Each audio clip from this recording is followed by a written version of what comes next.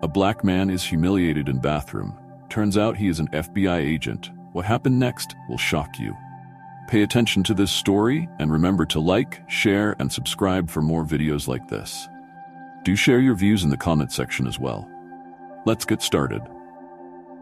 The scent of expensive cologne filled the air as Darius King, an impeccably dressed black man, adjusted his tie in the mirror of the upscale hotel's restroom.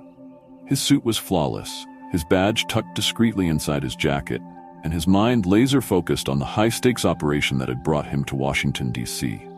As an FBI special agent, Darius was used to high-pressure situations, but nothing could have prepared him for what would happen next. The bathroom door swung open with force. A burly, middle-aged white man wearing a hotel security uniform stormed in, glaring directly at Darius. "Hey, what the hell are you doing in here?" the man barked, his voice filled with unmasked hostility. His eyes narrowed, scanning Darius from head to toe, as if trying to peel away the layers of dignity and authority that the agent wore like a second skin. Darius froze for a second, caught off guard. Was this really happening? "I asked you a question. This area's restricted. Employees only," the guard snapped, stepping closer. Darius held up a hand, his FBI badge still tucked away, and began to speak calmly. "I'm with the FBI, here for a conference," but the man cut him off. "I don't care who you say you are. You don't belong here." His hand inched toward his radio, ready to call in reinforcements. Darius's pulse quickened, not out of fear but frustration. The situation was spiraling fast, and he hadn't even gotten a word out. For Darius, it was a scene he had witnessed time and time again, black men being accused, questioned, and harassed without reason. But now it wasn't happening on the streets. It was happening to him, an FBI agent, in a place where he was supposed to be respected. And there it was, the silent verdict. Darius wasn't just another professional in a suit. To the guard, he was simply a black man in a place where, in his eyes, black men didn't belong. Another guard entered the restroom, his face twisting into a frown as he joined his colleague. Now, there were two of them, and Darius could feel the walls closing in. He stood there, an FBI agent with a firearm, but his badge meant nothing in this moment. These guards had already decided who he was. To them, he was a threat, just because of the color of his skin. "Step away from the sink," the first guard ordered, his tone more aggressive now, like a predator circling its prey. Darius inhaled slowly, weighing his options. Would they have questioned him if he were white? Would they have humiliated a white agent in a suit at a five-star hotel without so much as a second thought? Probably not. He had seen it too many times. People of color, regardless of status or success, being reduced to the same stereotype. This wasn't just about him. This was about every black man in America who had ever been made to feel out of place, no matter how far they had climbed. The second guard took a step closer, as if preparing to restrain him. His hand hovered near his baton, the threat of force hanging in the air. Darius felt a surge of anger rising in his chest. He had been trained to handle high-stakes situations, to diffuse tensions, to stay calm. But this wasn't a tactical situation. This was personal. His hand moved slowly toward his badge, pulling it out of his jacket pocket. The golden eagle gleamed under the fluorescent lights as he held it up for them to see. "Special Agent Darius King, FBI. You've got the wrong guy." For a second, the room went completely silent. The guards blinked, their eyes flicking between his face and the badge as if they couldn't compute what they were seeing. A black man? FBI? The moment hung in the air, heavy and tense. Then, like clockwork, they scrambled for damage control. "Sir, we were just doing our job," the first guard stammered, but it was clear his confidence had faltered. "You can't be too careful, you know." His words were pathetic, laced with panic, as if he suddenly realized the gravity of his mistake.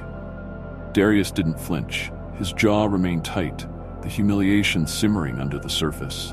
This wasn't just another mistake to brush off. It was a reality he had lived with his entire life.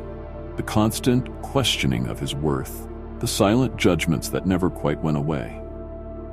The guard's radio crackled. "Is everything clear in there?" a voice asked, no doubt another security officer waiting for confirmation. Darius stared at them, the weight of the moment sinking in. He could let it go, walk out of the bathroom and continue his day as if nothing happened. It would be easier, less messy, and God knows it wouldn't be the first time. But he had a choice to make, and this time he wasn't going to stay silent. Without a word, Darius tucked his badge back into his jacket and walked past the guards, out of the restroom, his heart pounding in his chest. He felt their eyes on him, burning into his back, but he didn't look back. This wasn't over.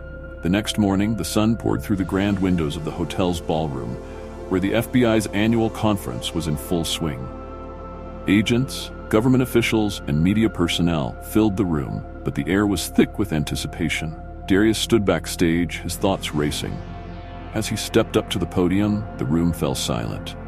Cameras flashed, reporters raised their pens, and the attention of every person in the room zeroed in on him. This was the moment. His pulse quickened, but he steadied himself. What happened yesterday wasn't just about me, Darius began, his voice low but firm. It was about how a person of color, regardless of his credentials, his authority, or his uniform, is still seen as a threat, even when he's holding the badge of this very country. The room remained eerily quiet. His words hung in the air like a storm cloud, the tension palpable. "There's a problem in this country," Darius continued, his voice rising. "A problem that allows people to see a black man and automatically assume the worst, to see us as dangerous. And the worst part? It doesn't matter who you are.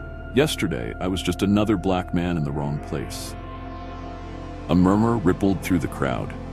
Some shifted uncomfortably in their seats, while others leaned in, captivated by the raw honesty of his words. This wasn't just about racial profiling anymore. It was about the systemic bias that infected every corner of American society, even in spaces like this. "I could have ignored it," Darius said, glancing around the room, locking eyes with those who were now hanging on his every word. "I could have walked away and let it be just another story of quiet discrimination, one that never gets told. But we're past that now. It's time for accountability." He looked down at the hotel's management, seated near the front, their faces drained of color. He didn't have to say it. Everyone knew. The story was already leaking to the press, social media was ablaze, and the guards in question had been placed under investigation. But this wasn't just about them. This was bigger than a few guards making a mistake. It was about how society treated people who looked like Darius. As Darius finished his speech, the applause was slow at first, but soon it swept through the room like a wave. Not everyone clapped, but the ones who did meant it. Outside, the story was exploding. The hashtag "Profiling Our Protectors" was trending, and news outlets ran with the headline, "FBI agent racially profiled in Washington, D.C. hotel." People were finally talking, and for the first time, the conversation wasn't just about the victims, but the system that enabled such bias to thrive. What happened in that bathroom was shocking, but what happened next was even more important. It became a symbol of the everyday reality for black professionals, even those who wore the nation's badge.